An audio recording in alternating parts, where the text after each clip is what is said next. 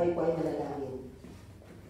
Panginoon, salamat o God sa pagkakataon na ito na muli ay patuloy na nagkakatipon-tipon mo ang iyong mga anak upang ikaw ay kanilang mapakinggan.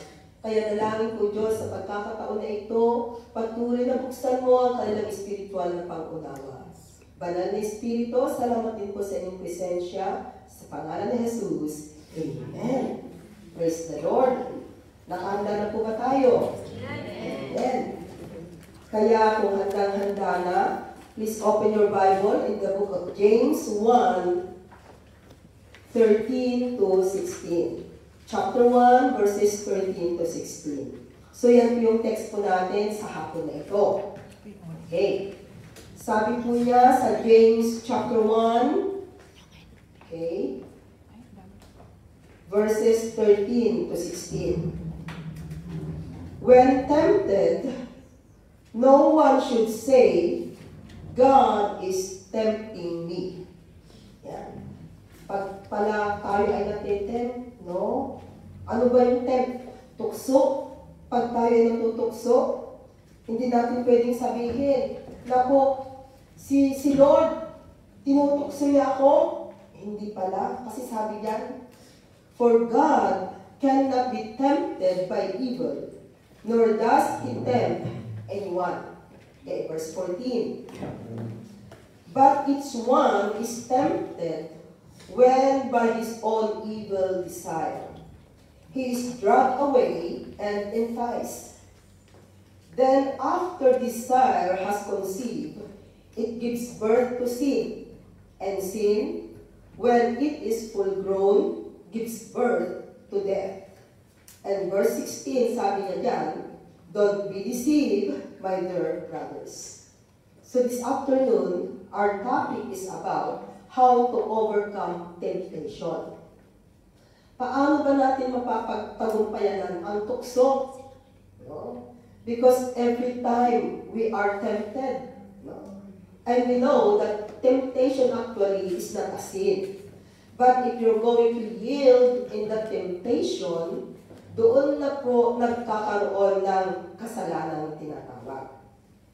So, what is the primary source of temptation that we face? Ano ba yung sources, yung ugat? Kung bakit ang bawat isa sa atin ay natutukso? Sabi po dyan sa aking binasa, go back to verse 14. Yan, sinagot tayo, sabi niya. But each one is tempted when by his own evil desire. So ito pala yung kaaway talaga. All evil desire. So ito po yung primary source of temptation. Pag andyan na yung desire, especially the evil desire, sabi yan. No? So temptation primarily comes from within our own desire. Our own desire is the source of temptation, not God. Kaya sabi diyan, huwag pala nating sisisihin ang Panginoon. Kasi hindi po siya yung nagbibigay ng tukso sa atin. Kundi tayo mismo, our own evil desire, sabi diyan. One of the first things we need to do is to understand our own responsibility and temptation.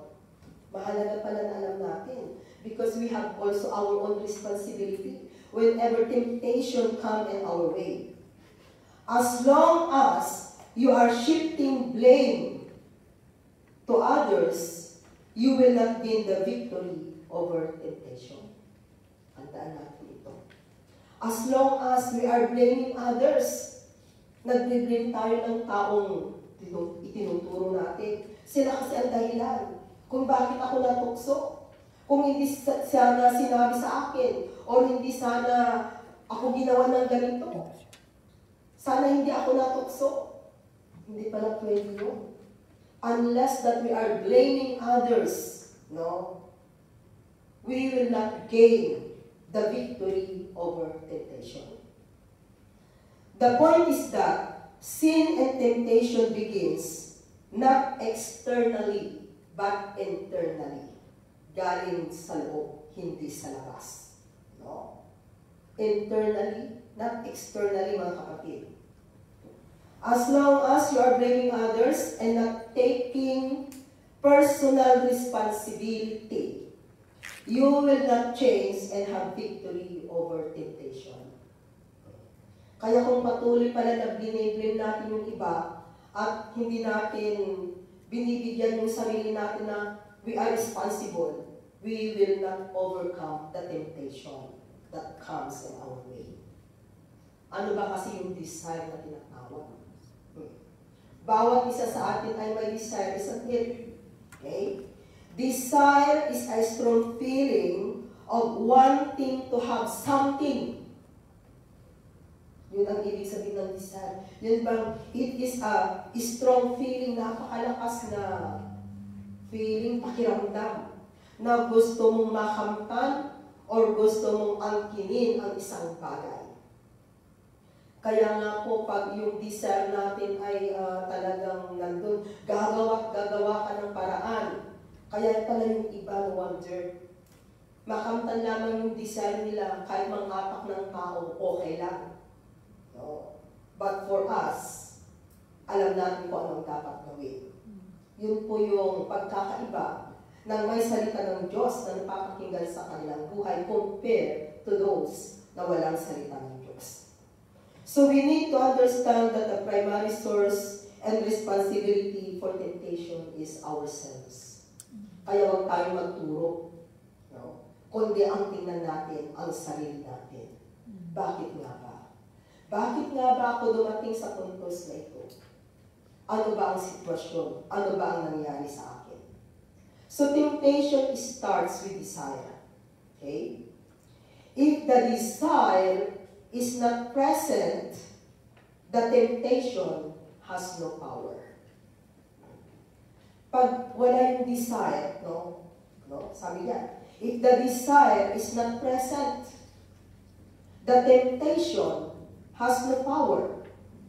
So not all people are tempted in the same way. Kaya pala ang tao, hindi po pare-pareho ang tukso na nangyayari sa kanilang buhay. Okay? Bakit? Because people have different desire. May kanya-kanyang desire ang tao. Kaya pala even the temptation. Magkakaiba. It is wrong to dwell on a desire for something that is outside of God's will. Tatandaan po natin ito. It is wrong to dwell on a desire for something that is outside of God's will. Pag alam na po natin na yung desire ng puso ay hindi nakakalugod sa Panginoon, reject. No? I-reject na natin kaagad. Kasi alam natin yan na hindi na po yan talagang nakakalugod. No? Talagang andyan na ang temptation. No? Kaya titingnan po natin. And then, sabi ulit yan sa verse 15. Sige, tingnan ulit natin ang verse 15. Then after desire has conceived, pag present na yung desire, no? Andyan na yung, sabi niya yung desire ng puso, ay talagang gusto ko ito. Ang mangyayari po, pag yung desire na yan, sabi nga natin kanina, outside of God's will, no? Ang mangyayari, it gives birth to sin. No? It gives birth to sin. Manganganak, ano ang ipapanganak? Kasalanan. And sin, when it is full grown, pag lumaki na ang kasalanan, it gives birth to death. Hahantong na sa kamatayan. So, yield to that desire, it is conceived into sin. Okay?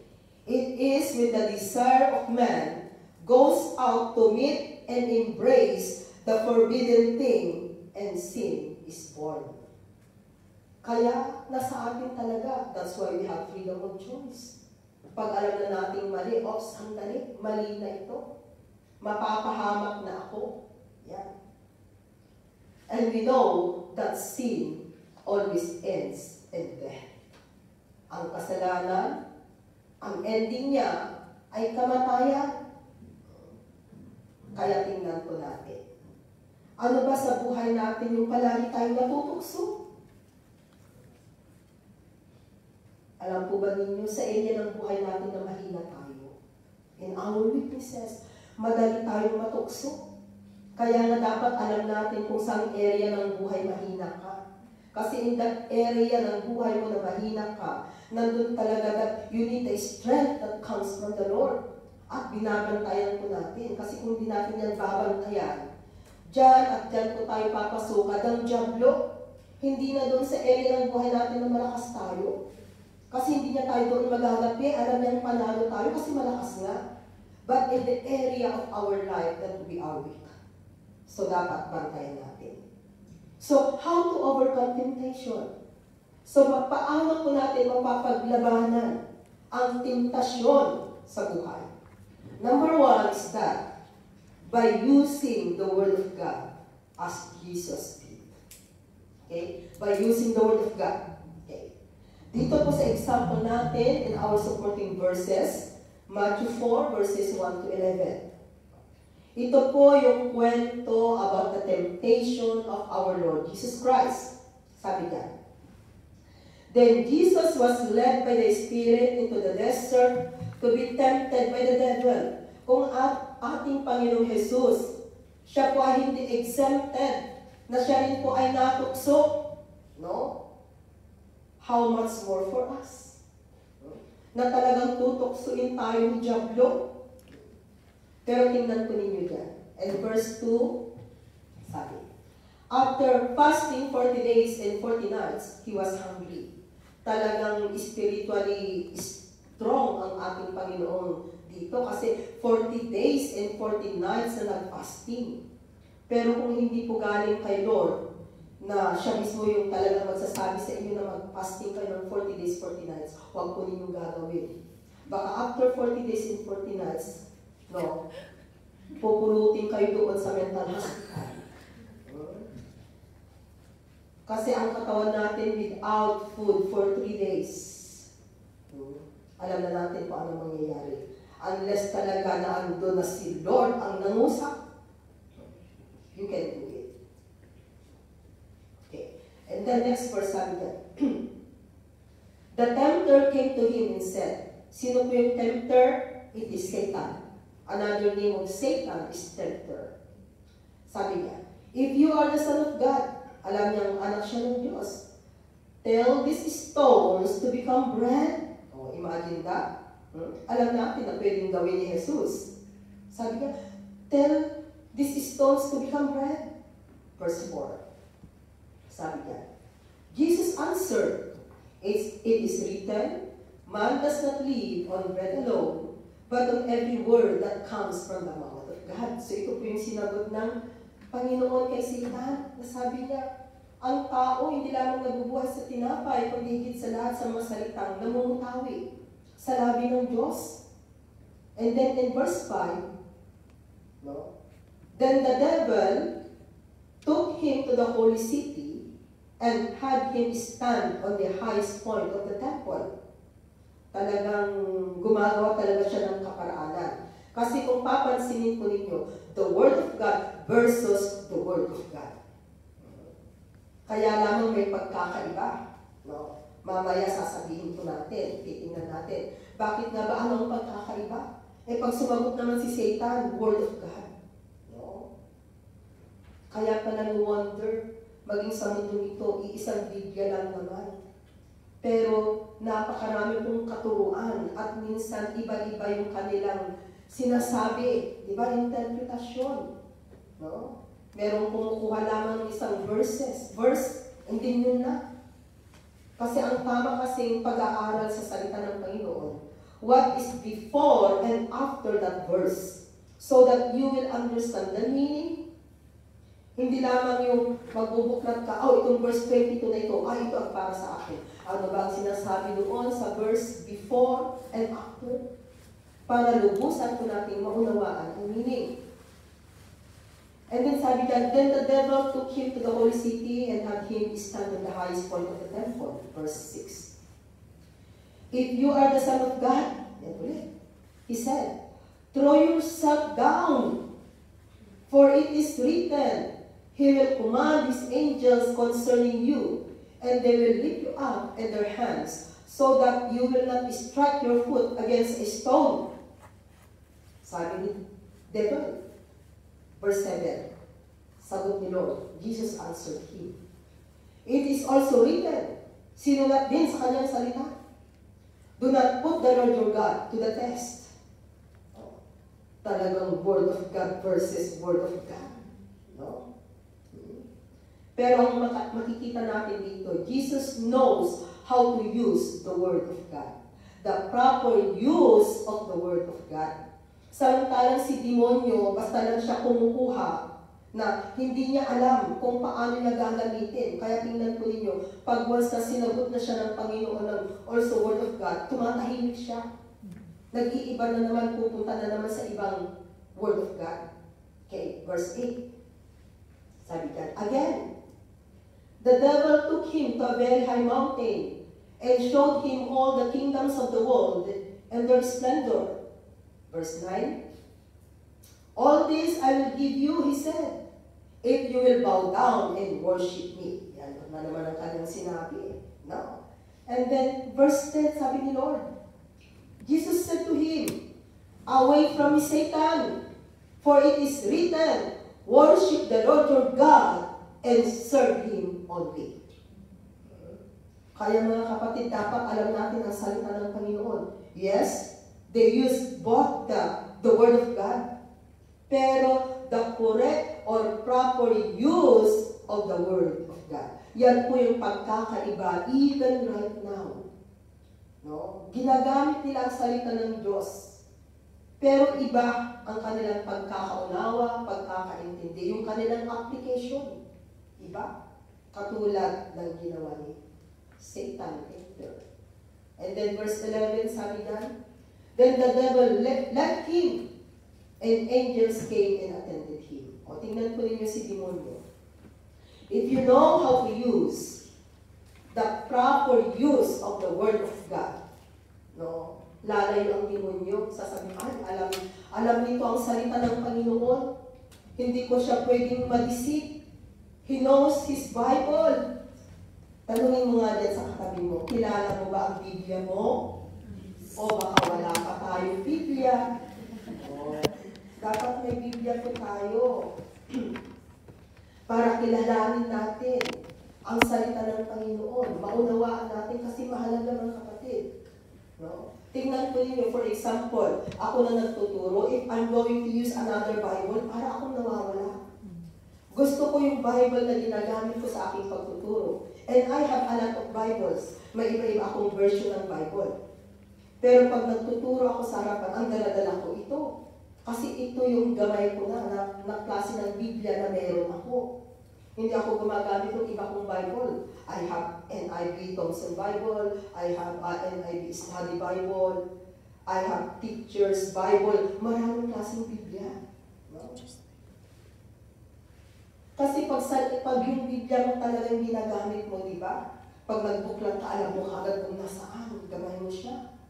Pero kung hihiram ka lang ng Bible, parang minsan nag-distract ka. Kasi iba, there is a feeling na parang nakakaiba. Pero kung sarili mo, gamay mo na parang, ayan. No? So, ganun din po kaya mahalaga po yung salita ng Panginoon.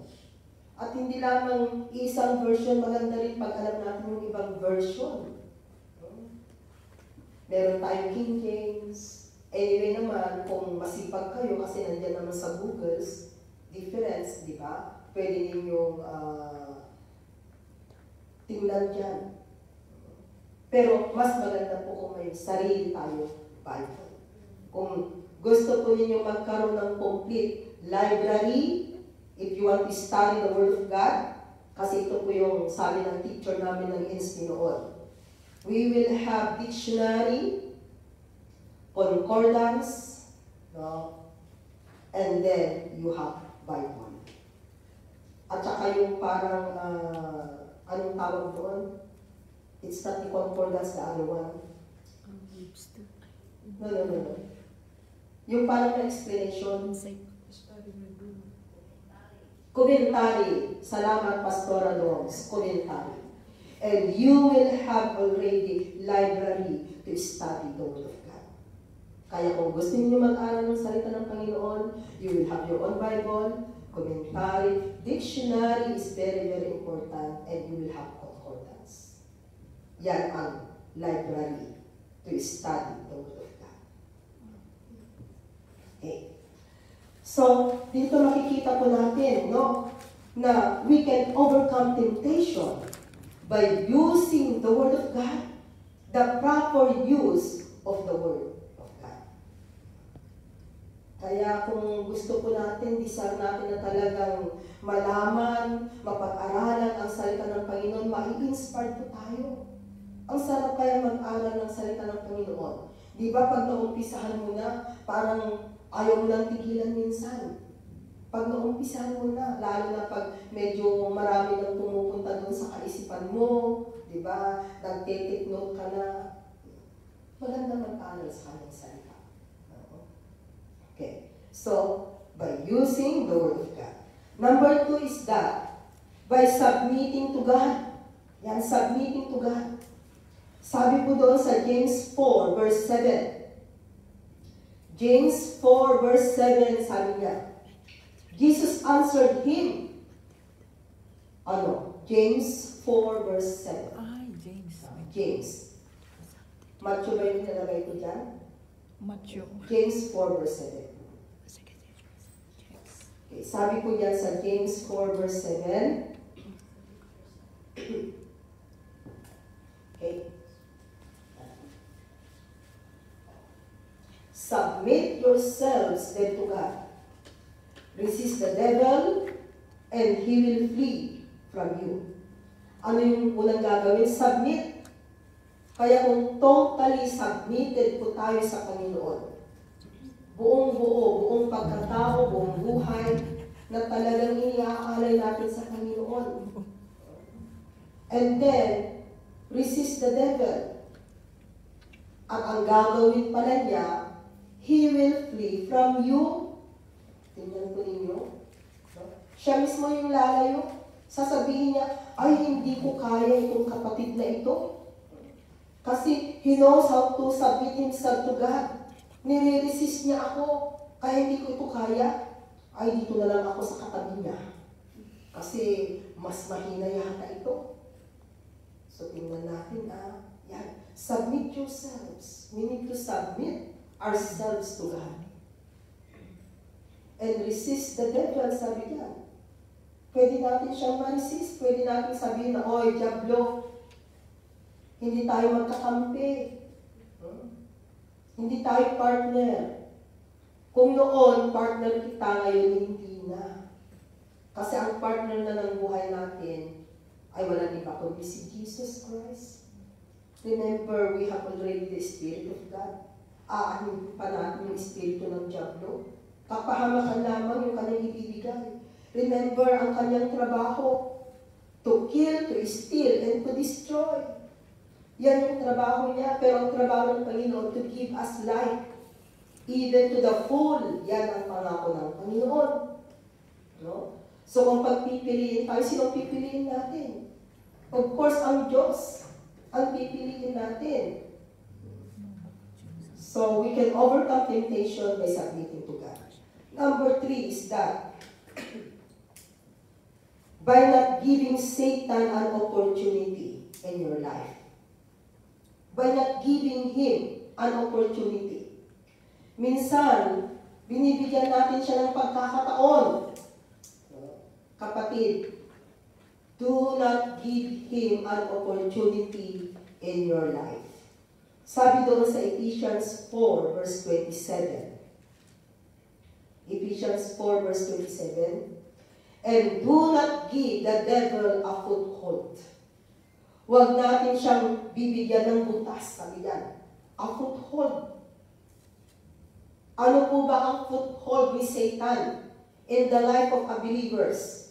Kapatid, sin is the power of Satan in the life of a believer. Alam po ba ninyo kung paano po nagkakaroon ng kapangyarihan si Satanas sa buhay natin? Sa buhay nating mananampalataya? Kung mayroong kasalanan. Kaya nga po ang kasalanan, yan yung talagang separate from God. Na kinakailangan ang kasalanan na yan ay mawala sa buhay natin. Remember, we are no longer sinners, but we are saints by the grace of God. Because of Jesus. Pero kung walang Jesus sa buhay, wala tayong magagawa, babalik at babalik tayo kung sino tayo noon. But praise the Lord, na kung hahayan natin at mananatili tayo kay Jesus, alam natin na may pagbabago. And God is able to change us from glory to glory. Yan ang ginagawa ni Lord. Hindi tayo perfect sa mundong ito. Meron at meron, nakakagawa tayo ng kasalanan.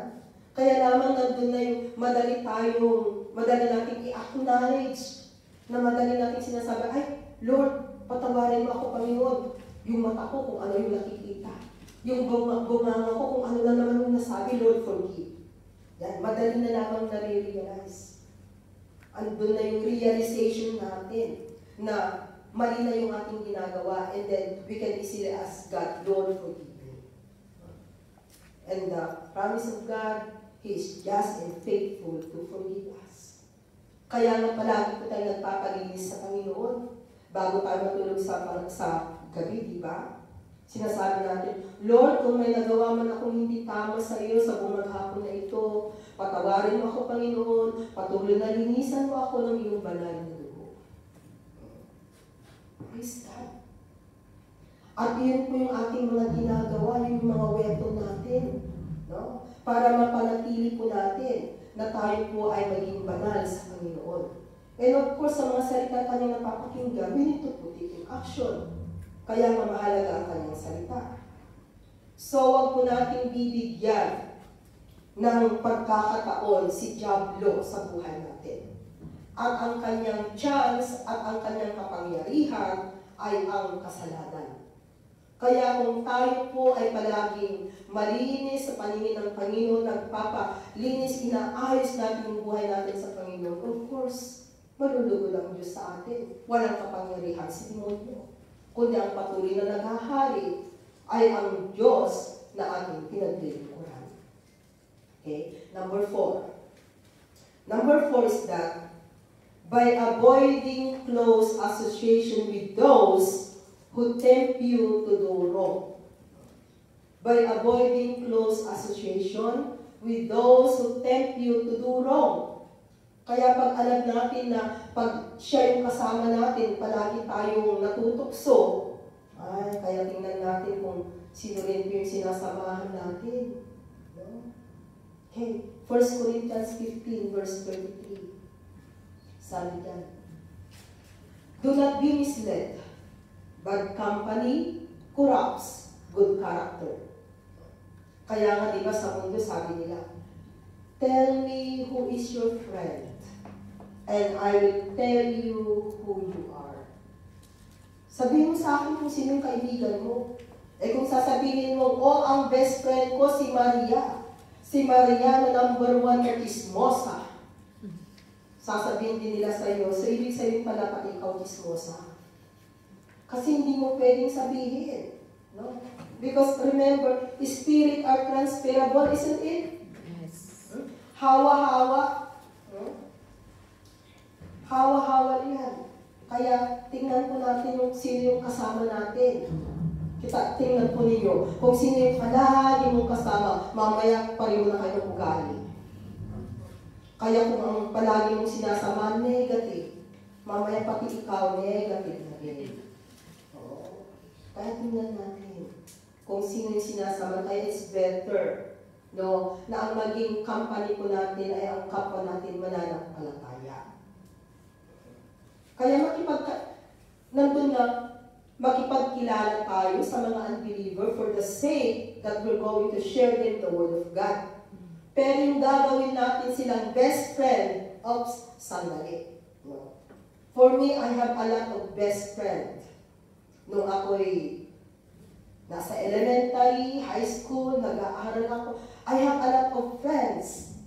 Nagtratrabaho kasi nandun na Pala kaibigan ako, kanino ko kilala, hi, hello, yan, nakikipagkilala. No?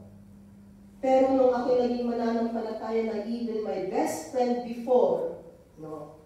Sabi nila sa akin, friend, okay na, may pagitan na hindi nakatulad noon. Hindi mo na pwedeng sabihin sa kanila kung may problema ka kasi anong i-advise nila? We know the word of God is a bit. Although, nakikipagkaibigan pa rin for the sake that I'm going to share them the word of God. So, ganun yung ginagawa ko. Share the word of God. Kaya nasabi nila sa akin na nagtataka sila. Hindi daw nila sukat akalain na ang profession ko raw ngayon ay itong magturo ng salita ng Panginoon. Pero sabi ko, I am happy. Pati nga doon sa, hindi ko alam kung may mga group chat kayo with regards to your elementary or sa mga high school, di ba? Sa amin, class 76 pa or 77 yung aming elementary. Merong doon, may chat group doon. Talagang ang sasaya nila pagkuhan. Pero sabi ko, o sige lang, nung sabihin nila may contribution, kahit na wala ako doon, o sige, contribute din ako. Sabi ko, babawi ako pagdating ng panahon. Di ba? At least, pag nakipagkaibigan ka, and then pagdating yung time, oy, pwede ba na ganito muna, mag-share muna ako ng even 15 minutes bago tayo ipagpatuloy kung ano man yung ating mga, di ba maganda? Kaya yun yung ginagawa ko. So, I go with the group. No? I go with the group. Kasi ang plano ko, no, sige, time will come in a perfect time. Perfect time. Kasi nakikita ko talagang yung binding nila talagang nakita ko na kahit na nasaan sila, meron time sila na talagang nagkakatipon-tipon sila. Sabi ko, wow, kung kailan tumanda ang mga ito, tapos sasabihin, di ba, retired na, meron ng retired teacher daw, ganyan. Kaya okay na lang daw na mamasyal. Maganda yung kanilang ginagawa, sabi ko, okay. Kaya pag sabi nila, may contribution, may t-shirt, at ang maganda pa doon, even for me, talagang pinadalhan nila ako ng t-shirt, class 77. Praise the Lord. Hindi naka-t-shirt din ako ng t-shirt nila. So, ganun po yung gawin natin. Pero sabihin natin makipagkaibigan tayo, we know already na ibang-iba na po tayo sa mundo nito. Titingnan natin, especially now, no, yung mga sinasamahan natin. Kasi bad company corrupts good character. Kahit na maganda yung ugali mo, kahit na sabihin mo, di ba, alam ko naman ang Panginoon. Para maakay ko sila, be careful. Baka mamaya unti-unti ikaw na pala ang nahihila nila. Kaya tingnan ko natin mga kapatid. Okay. Number 5. Number 5 is that by being watchful and prayerful. O kailangan natin ito so that we can overcome temptation. Manatiling watchful. Manatiling prayerful. Kumusta na po yung ating prayer life? Tanungin mo nga yung katabi mo, kumusta na yung prayer life mo? Kumusta na? Dapat po yung prayer life po natin, talagang i-revive natin. I-revive natin yung prayer life. Even yung pagbabasa natin ng Bible, diba? I-revive natin. Ayusin natin. Sabi yan, by being watchful and prayerful. In Matthew 26, verse 41, sabi ko yan, watch and pray so that you will not fall into temptation. Pagtingnan po ninyo. Pag tayo po ay palaging gwardyado, nananalangin, no? You will not fall into temptation, sabi dyan. Hindi tayo basta-basta natutukso. Pag madali ka palang natukso, ibig sabihin, question mark din doon yung ating prayer life. Siguro yung prayer mo, sa gabi dahil pagod ka na, Lord, salamat sa buong maghapon. Good night, Lord. Amen. Tulog. Pero kung cellphone naman yung titingnan, Facebook, comments, inaabot ng 1 oras, gising. Diba? Kaya nga, maging habit po sana natin na bago hawakan yung cellphone, manalangin muna. No? Manalangin muna. Pag gusto mong hawakan yung cellphone mo sa gabi, na natapos ka ng trabaho, hindi ka pa nanalangin, sandali, panalangin muna. Isiksik natin sa ating isipan. Para sa ganon, no, nakapag-pray ka na, and then saka mo hawakan yung cellphone. So kahit na abutin ka magdamag, doon sa kasi cellphone mo, at least nakapag-pray ka na. Kasi yan po yung talagang kinukuha niya yung oras natin nang dahil sa cellphone, Facebook, sa YouTube. Kaya tingnan ko lang ito, sa katitingin mo dahil ang daming dumaan, bawat isa binabasa mo, yun pala, naurasan ka na doon. Isn't it? We are not exempted, lahat tayo, minsan nakakalimutan natin. So we need to remind ourselves. I-remind natin ang sarili natin. So, kinakailangan talaga na disiplinahin natin yung sarili natin. We need discipline. Watch and pray so that you will not fall into temptation. The spirit is willing, sabi diyan, but the body is weak. Of course, pag pagod na pagod, talagang mararamdaman mo na, yan, gusto mo nang mahiga, gusto mo nang matulog. Pero kung bakit ba naman, na kung gusto mong mag-pray dahil nakahiga ka, tulog. Kung nakahiga ka, mag-cellphone ka, gising. Diba? Okay. So, ayusin po natin even our prayer life. Number 6. Number 6 is that by putting on the spiritual armor of God. So we know the spiritual armor of God. Dapat, mga kapatid, kabisado na po natin itong spiritual armor of God. Kasi itong armor of God na ito, kinakailangan every day, every time, suot-suot po ng bawat isa. Kasi pag once na hindi mo isinuot ang full armor of God, matatalo ka. Matutukso po tayo. So ano-ano po ba yung kinakailangang isuot natin every day, every time in our life? Ephesians 6 verses 10 to 8. Okay. Finally, be strong in the Lord and in His mighty power. Magpakatakan sa Panginoon. Put on the full armor of God, so that you can take your stand against the devil's schemes, para mapagtagumpayan po natin ang gawa ng kaaway. Remember na ang kaaway natin ay si Diablo. Verse 12. For our struggle is not against flesh and blood. So hindi tao ang kaaway natin. But against the rulers, against the authorities, against the powers of this dark world, and against the spiritual forces of evil in the heavenly realms. Ito ang kaaway natin. Mga espiritu. Remember, 1/3 of angels before become evil spirit dahil nag-rebelde sila kasama ni Satan. At sila ngayon ay nasa mundong ating ginagalawan. They are there. Baka mamaya nga nandyan sa tabi mo. Remember, spirits, hindi natin sila nakikita. They are there. Maraming mga espiritu. Kahit na dito sa loob ng church, may mga evil spirit. Hindi po natin pwede sabihin na, oh, church naman ito. Walang demonyo dito. Meron. Kasi pinupuntahan nila kung ano yung gusto nilang puntahan. Pero wala po tayong dapat ikatakot. Because we have power and authority. Na palayasin sila. Eh kung nandito sila sa church, palayasin natin. Para lumabas sila at mag-abang lang dyan sa may pintuan.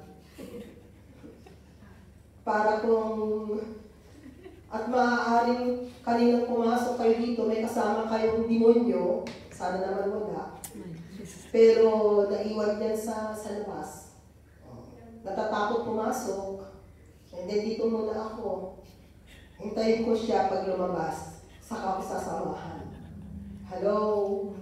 So sana po, totally na wala tayong kasama. Amen.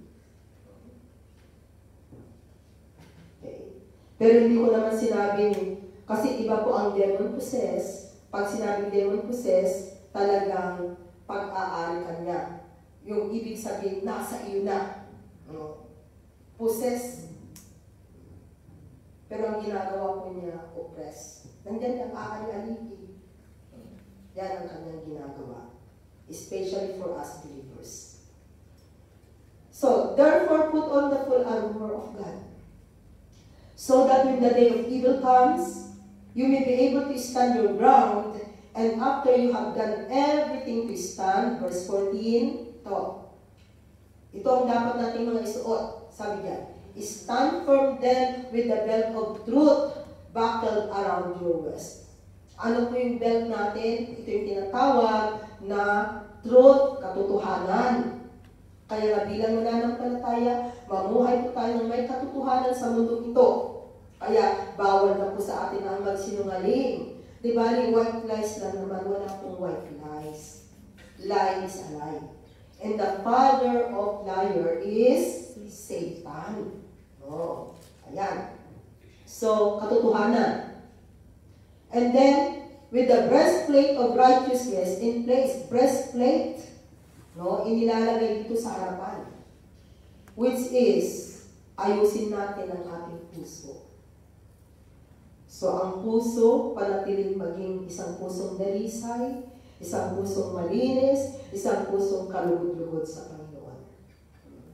So, nandun po na hayaan natin ang puso natin ay maging isang pusong kalugod-lugod kay Lord. And then sabi niya, and with your feet fitted with the readiness that comes from the gospel of peace, kapayapaan. Kahit na may problema, may mga nangyayari sa buhay, still pa rin na nararamdaman natin ang kapayapaan. Joy and peace. Sabi ng testimony ng isang jail kanina, nasentensya na daw siya habang buhay, imprisonment sa kanyang case. Pero sabi niya, in spite of that, I have joy. May kagalakan, may kapayapaan. And that is true. Yun ang sabi na kanina sa kanyang testimony. Kasi nag-testimony siya. So kung ating titingnan, tunay na, dahil sa mundo ito, ganun yung kanyang sitwasyon, anyway, may pag-asa, may buhay na walang hanggan. Because my topic is that how to, things to do to inherit eternal life. Ang buhay sa mundo, pansamantala lamang, pero may buhay na walang hanggan na naghihintay para sa iyo at para sa akin. So, ano man yung sitwasyon, nandun kapayapaan sa panatilihin po natin. Pag nararamdaman po natin yung peace of mind, the joy in our heart, ibig sabihin, talagang may Kristo sa puso. Saan ba nakatira si Kristo sa puso natin? Kaya nga yung puso natin kinakailangan maging malinis kasi diyan siya nakatira sa puso ng bawat isa sa atin. Nandyan po, diyan ang kanyang tahanan. And then verse 16. Okay, kapayapaan. In addition to all this, take up the shield of faith. Ano po yung pananggalang natin? Pananampalataya, faith. Kaya yung faith natin, kinakailangang pataas. Ang faith natin. Kasi ito po yung ating pananggalang. Ang faith na yan. Kaya kung tayo man ay panain ng dyablo, panain niya ng kung ano-anong klaseng temptation or testing, trial sa buhay natin. Because we have faith. Ang faith na yan, yan ang pananggalang mo, kapatid. Para hindi ka niya mapana. Para hindi ka niya matalo. Kaya mahalaga po yung faith po natin. We need to have increasing faith. So yung faith natin, palaguin natin, panatilihin natin yung ating faith sa Panginoon. And then verse 17, sabi dyan, take the helmet of salvation. Saan inilalagay yung helmet? Sa ulo. Mind. And we know that this mind is very powerful. So, take care of your mind. It should be the mind of Christ. Okay? And the sword of the Spirit. Ano po yung sword of the Spirit? It is the Word of God. Bakit sinabing sword of the Spirit ang Word of God? Because of the Word of God, kung ikaw ay nakikinig sa kanyang salita, sometimes tinutusok niya yung puso natin, isn't it? Nangungusap, nagre-rema. Kaya po, the Word of God, it is the sword of the Spirit. The sword of the Spirit, it is not only a defensive weapon, but also offensive weapon. Lahat po ng binanggit natin, yung belt of truth, breastplate of righteousness, gospel of peace, shield of faith, helmet of salvation, at yung pangwalo ay, yung next is pray, they are called defensive weapon. And even the sword of the Spirit. But among this spiritual armor, only the sword of the Spirit is the defensive weapon and the offensive weapon. Bakit offensive weapon? Kasi pang-atake. Yung espada. Lahat yung faith, yung truth, no? Sabi natin kanina, defensive weapon, pang-defense natin. Pero ang sword of the Spirit, offensive, pang-atake. Kaya, the sword of the Spirit is the defensive and offensive weapon that we can use. So kung tutuusin po, ibinigay na sa atin ni Lord. Dapat ito suot-suot natin everyday. Nasa atin yung katotohanan, malinis yung puso natin, may kapayapaan, yung ating pananampalataya, yung ating kaisipan, no? Malinaw na kaisipan, clear-minded, renewed mind. Remember, without renewed mind, you cannot know the will of God in your life. So we need to have a renewed mind. And of course, in verse 18, sabi niya, prayer yan. In verse 18. And pray in the Spirit. On all occasions, with all kinds of prayer and request, with this in mind, be alert and always keep on praying for all the saints. So prayer. So yan po yung dapat na suot-suot natin, ilan sila? 7.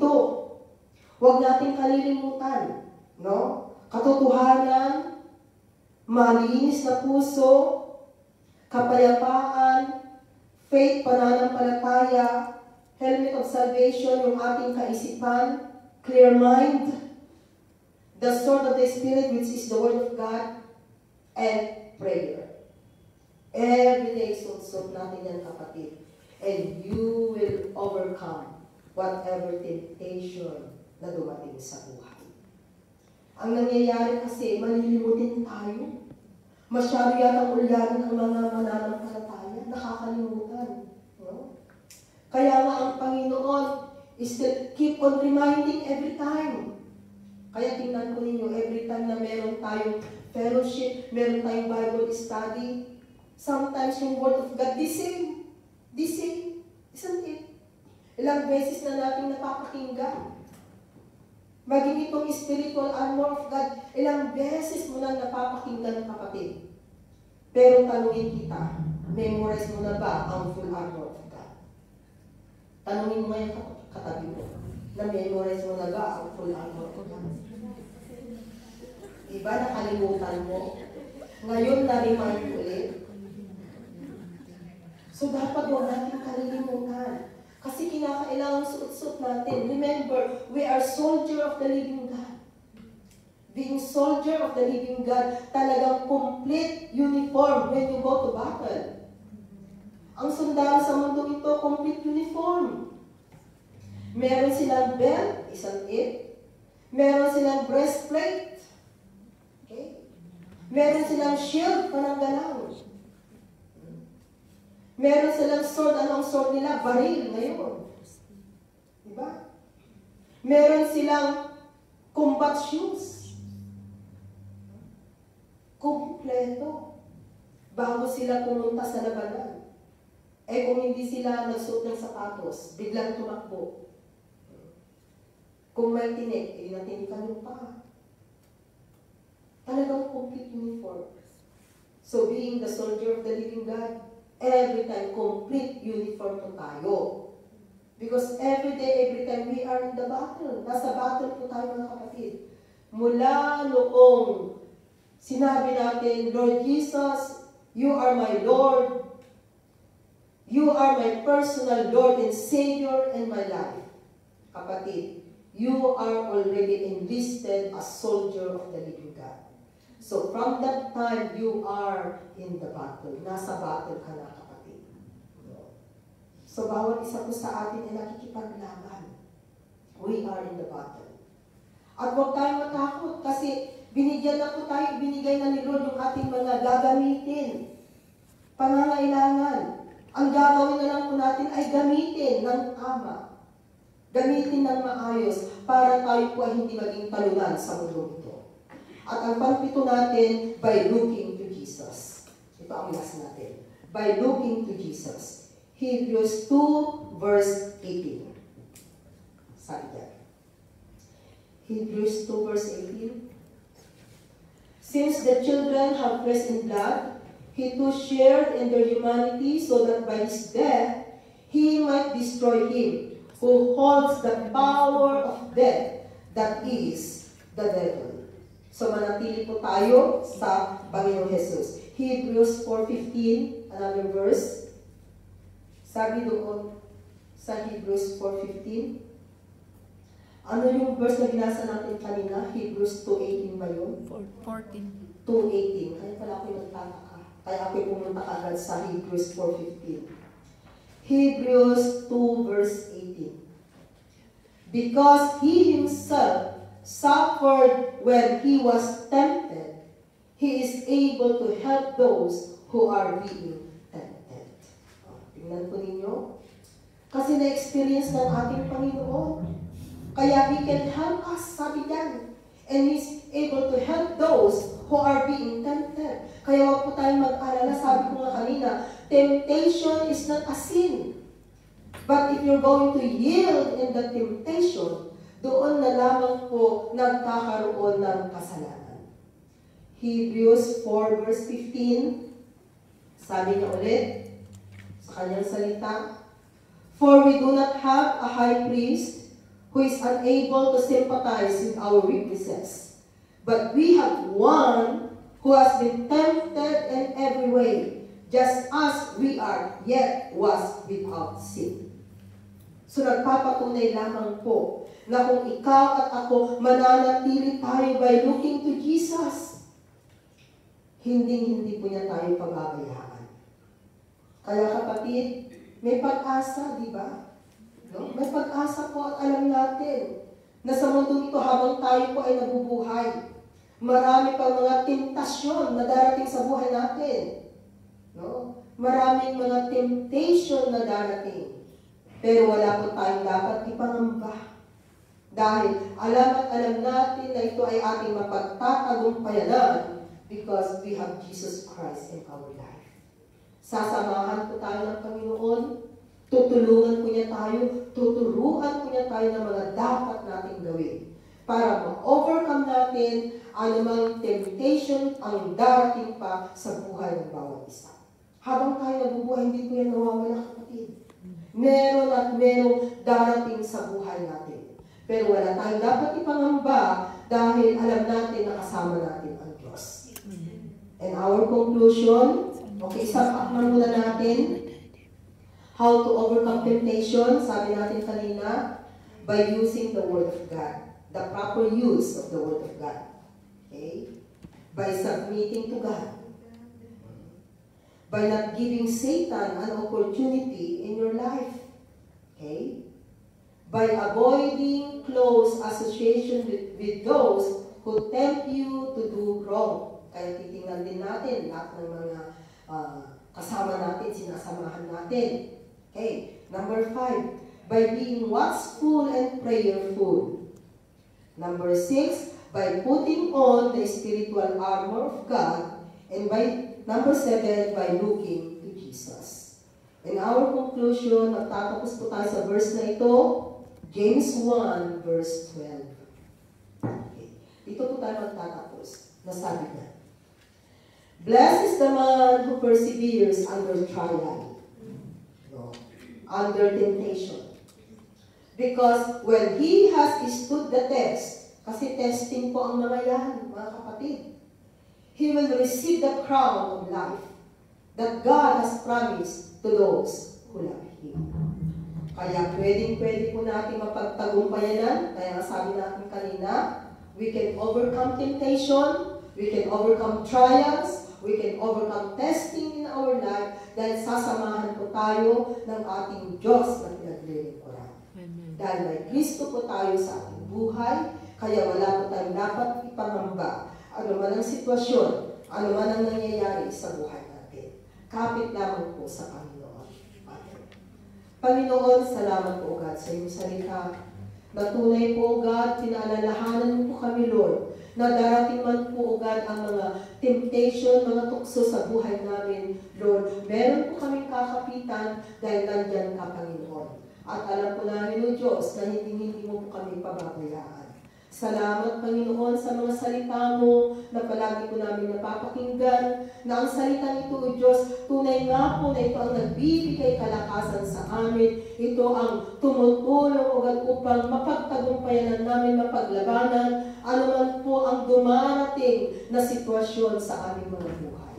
Panginoon, salamat, O God, at patuloy na tulungan mo po kami, patuloy, Panginoon, na turuan mo po kami. Maraming salamat, O Diyos, at ibinibigay ko po sa iyo ang mataas na papuri sa pangalan ni Jesus. Amen. Balik ko po sa ating text.